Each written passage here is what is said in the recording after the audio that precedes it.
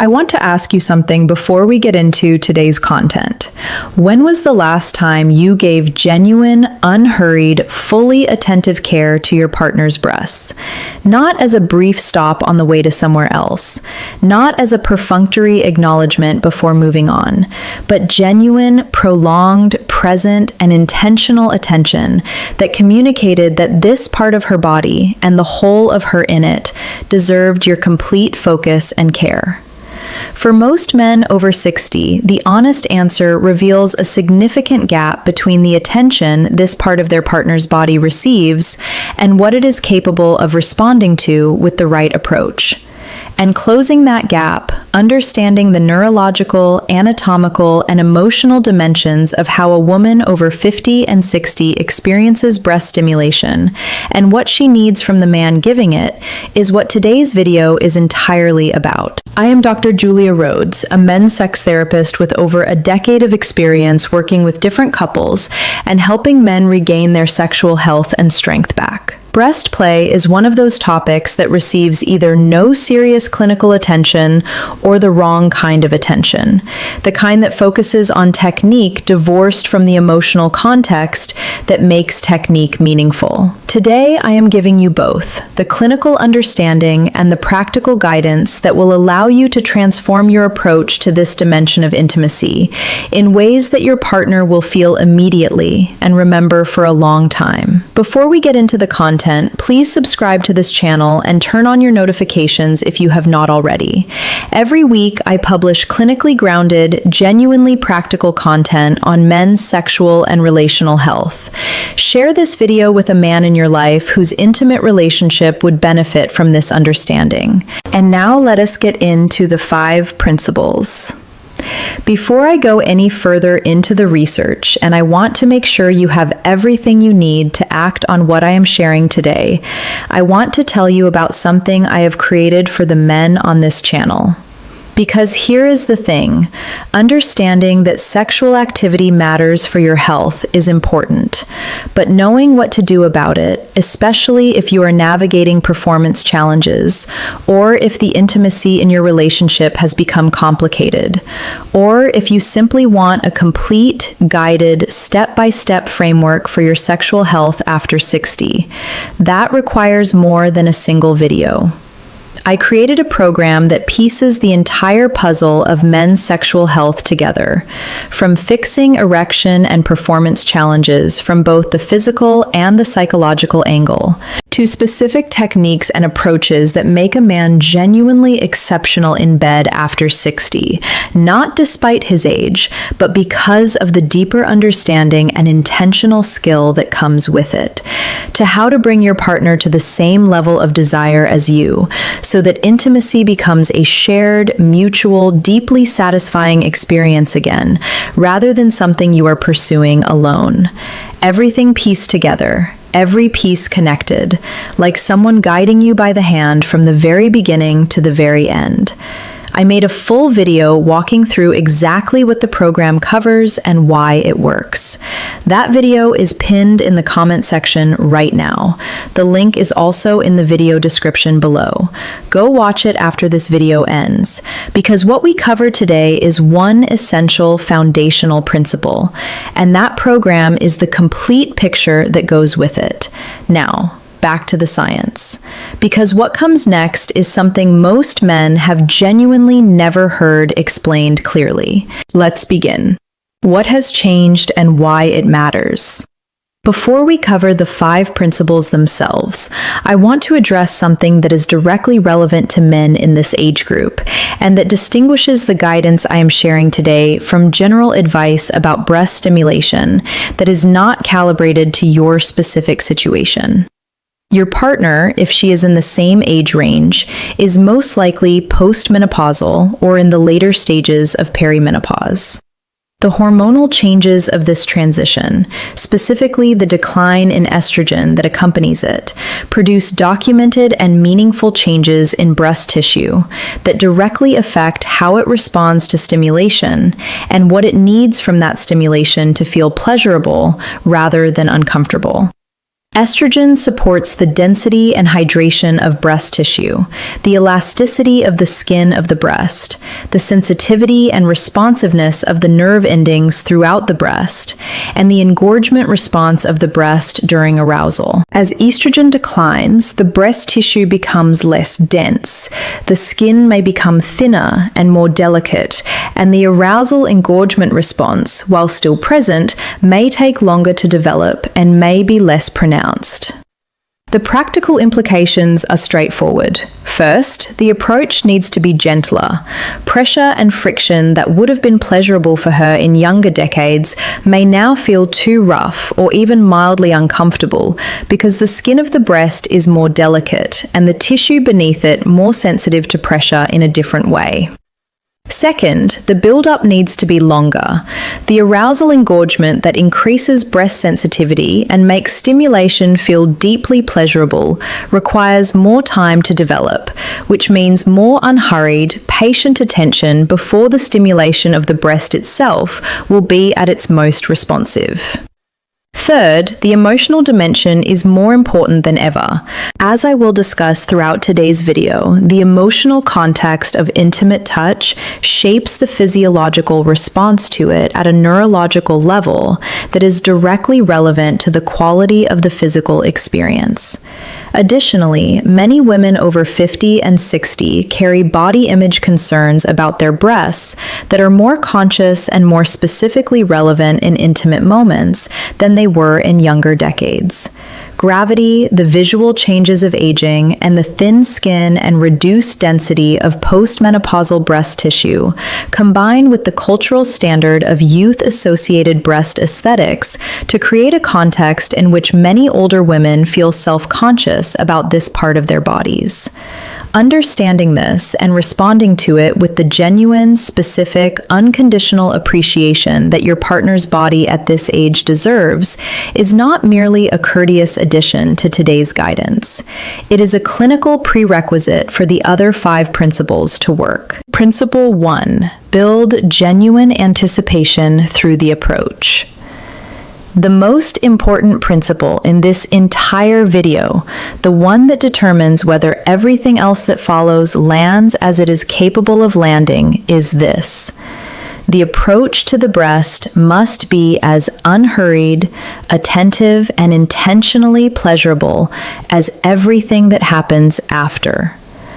The neurological basis for this is the principle I have covered extensively in other videos on this channel. Sexual arousal in women is a gradual physiological process, not an instant state. For a woman over 60, the timeline of this arousal process is longer than it was in younger decades, and the full arousal response, including the breast engorgement and nipple erection that make breast stimulation most pleasurable, requires extended, appropriate stimulation to develop fully. When you move to direct breast stimulation before this arousal process is adequately advanced, you are asking the breast tissue to respond in ways that it is not yet physiologically prepared to respond to.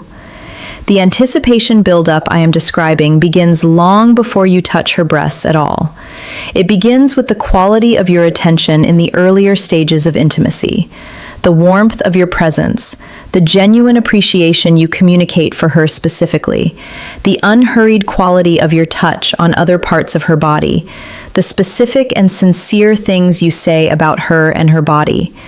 These inputs are not preamble. They are the arousal process itself, and they are the conditions under which her nervous system moves progressively toward the state of full physiological readiness, in which breast stimulation becomes deeply pleasurable rather than merely tolerable. When you do begin moving toward her breasts, the approach should be genuinely gradual. Begin with kisses, touch, and attention to her neck, collarbone, and shoulders. Let your hands move along the outer curves of her body. Approach the breast from the outside and below, spending time on the areas adjacent to the breast rather than the breast itself. This circumnavigation creates anticipation in the most physiologically meaningful sense. The nerve endings of the breast breast tissue become progressively aware of how close the stimulation is getting without yet receiving it, which produces a building sensitivity that makes the eventual contact considerably more pleasurable than it would have been had it arrived immediately. For men over 60 who feel any urgency around erectile maintenance or erection timing, I want to address this directly. The investment of time in this unhurried approach is not wasted time. The quality of her arousal at the moment you do provide direct breast stimulation determines the quality of her response, and therefore the quality of the entire intimate encounter. The approach is not a delay of the real thing, it is the beginning of it. I also want to name something that is specifically relevant to long-term couples in this age group, which is the large majority of men watching this video. In long-term relationships, the approach to intimacy can become abbreviated over time in ways that neither partner consciously chose. The unhurried circumnavigation, the prolonged attention to areas adjacent to the breast before moving to the breast itself, the extensive neck and shoulder and collarbone attention that primes the arousal system, all of these can erode gradually until they disappear entirely from the intimate pattern. What remains is a considerably shortened version of the encounter that moves to direct stimulation much faster than the female body can optimally respond to. Restoring the approach, returning to the unhurried, attentive progression that allows arousal to develop fully, is one of the highest leverage changes available in a long-term intimate relationship, and produces results that both partners feel immediately. Principle 2. Begin with the lightest possible touch and let her body guide the escalation. When direct contact with the breast begins, the first and most important instruction I can give you is this. Start with a touch that is lighter than you think is necessary, considerably lighter.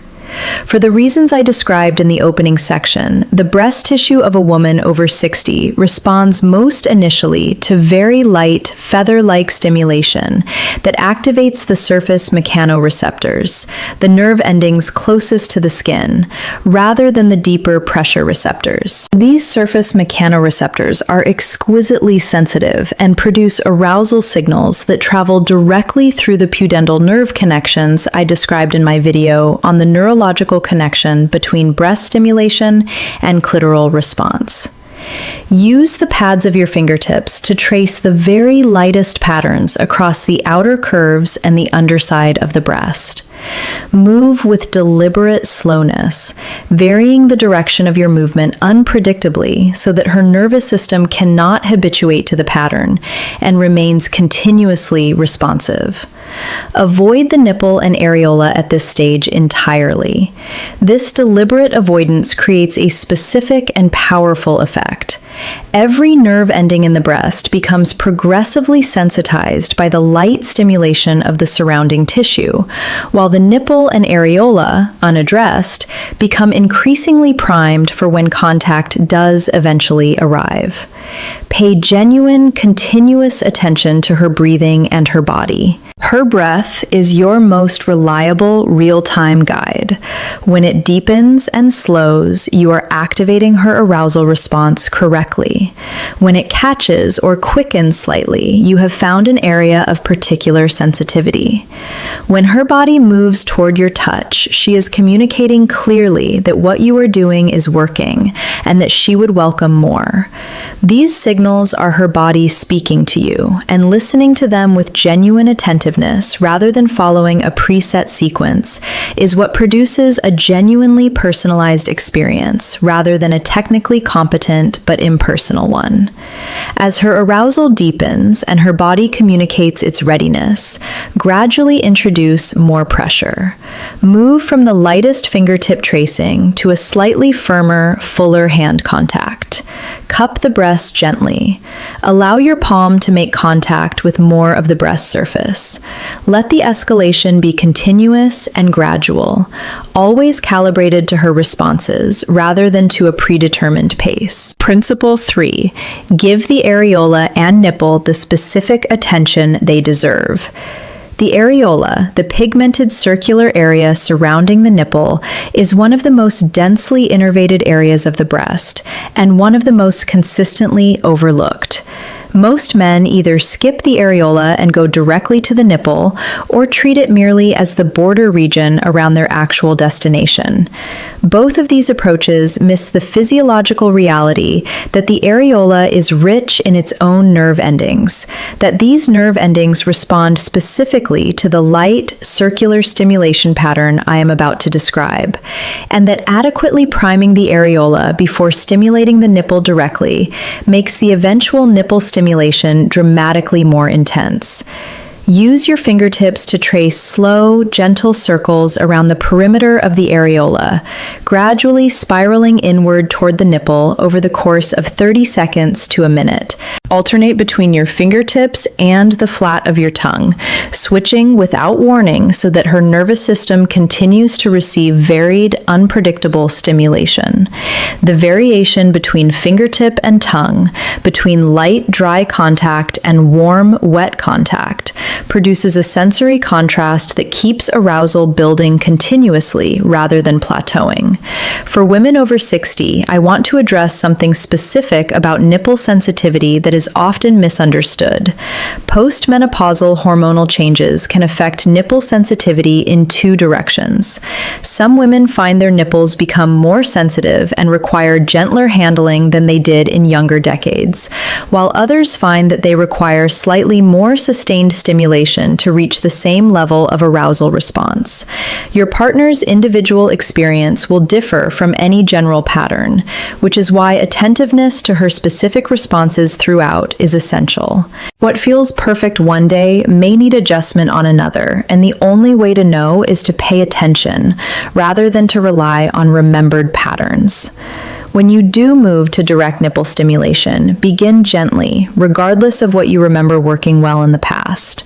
Light circles with the tongue, the softest possible suction, gentle rolling between fingertips. Offer more intensity only as her responses specifically invite it, not as a default escalation pattern. For some women, the gentlest sustained stimulation produces the most powerful response. For others, slightly firmer handling is what generates deep arousal. Her body will tell you which she needs on any given day if you are genuinely listening to it. The key principle that applies throughout this entire section is variety. The nervous system habituates to any stimulation pattern that remains constant for long enough, which means that a single unchanging technique applied continuously will produce diminishing sensation over time, regardless of how well chosen it is. Alternating between the areola and the nipple, between your fingertips and your tongue, between light tracing and slightly firmer contact, between one breast and the other, maintains the quality of sensation by preventing habituation and keeping the nerve endings continuously and actively responsive. This is not complexity for its own sake. It is a neurological necessity for sustained building arousal. Principle 4. Integrate breast stimulation with full body engagement. This principle addresses what I consider one of the most important differences between adequate breast stimulation and genuinely powerful breast stimulation: the engagement of the whole body rather than the breast in isolation. Female arousal is not localized. It is a whole nervous system, whole body experience, and one of the most consistent things that limits the depth of arousal and pleasure women experience is the reduction of intimate attention to a single area of the body at a time. When all of a partner's attention is directed exclusively at the breasts, with no engagement of the rest of her body, the arousal that has been building through the broader physical engagement of earlier intimacy can actually narrow and concentrate rather than continuing to build and spread. The experience becomes focused and limited rather than distributed and deepening. The integration I am describing means allowing your attention, your hands, your mouth, and your physical presence to remain in active, caring engagement with her whole body as you attend to her breasts. As one hand attends to a breast, the other explores the curve of her waist, the warmth of her inner thigh, the length of her back. Your mouth may be at her breast while your hands are at her hips. Your lips move from a nipple to her neck and back. The whole body engagement does not distract from the breast stimulation. It amplifies it because the entire nervous system remains aroused and responsive rather than narrowing its attention to a single zone. For men over 60, this principle is worth emphasizing with particular care because the whole body engagement I am describing keeps the encounter moving and alive in a way that maintains your own arousal and engagement as effectively as it maintains hers. There is a dynamic, reciprocal quality to full-body intimate attention that sustains the energy and presence of the encounter for both partners rather than allowing it to plateau.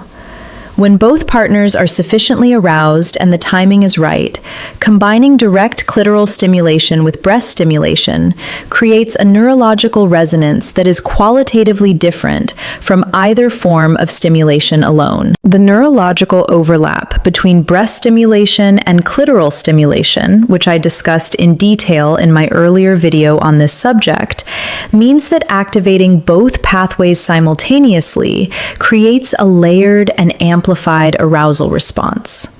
For women who have never experienced orgasm through breast stimulation alone, this simultaneous engagement of both pathways is often the configuration in which that experience becomes accessible for the first time. Principle 5. Use sensory contrast and temperature variation to deepen sensitivity. The fifth principle introduces an element that most men have never incorporated into breast play, despite its physiological effectiveness: the deliberate use of sensory contrast, particularly temperature contrast, to heighten the sensitivity of the breast tissue and create a quality of sensation that goes beyond what touch alone produces. The mechanism is straightforward. The thermoreceptors in the skin of the breast respond to temperature change with heightened sensitivity. When the skin experiences a transition from cold to warm or warm to cold, these receptors are activated at a higher level of responsiveness than they are by sustained temperature in either direction. The areas of skin that have experienced this thermal contrast become measurably more sensitive to subsequent touch, and the alternation of temperatures keeps the nervous system actively responding rather than habituating. In practical terms, this can be as simple as an ice cube traced with deliberate slowness across the outer curves of the breast, followed immediately by the warmth of your mouth against the same area. The cold activates the thermoreceptors. Your warm mouth against the sensitized skin creates an intense contrast that produces sensation that is difficult to achieve through touch alone. For most women, this is deeply pleasurable when introduced at the right stage of arousal, meaning after the breast tissue is already engaged and sensitized, rather than at the beginning of the encounter. Warm massage oil, gently warmed in your hands before application, provides a different kind of sensory contrast and the additional benefit of allowing your hands to move across the breast surface with a quality of gliding contact that feels categorically different from dry touch.